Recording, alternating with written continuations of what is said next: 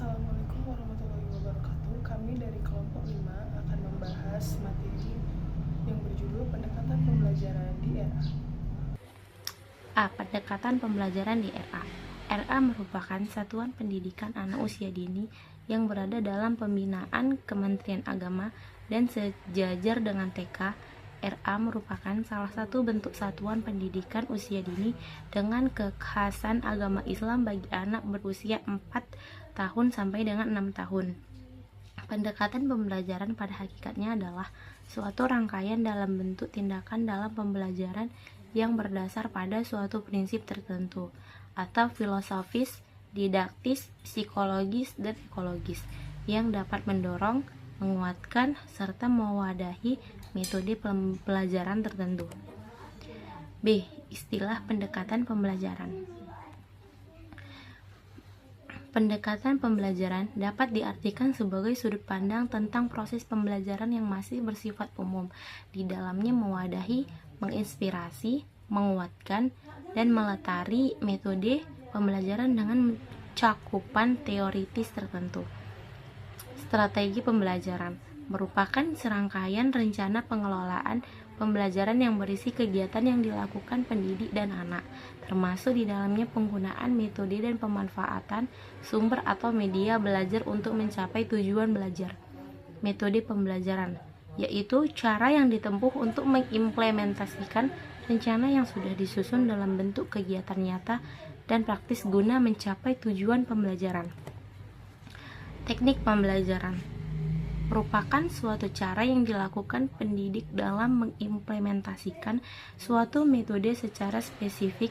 Ketika pendidik menerapkan teknik pembelajaran, maka di dalamnya tercakup juga pola dan gaya mengajar, seperti teknik bertanya, teknik memberi penguatan, teknik merespon jawaban anak, dan seterusnya.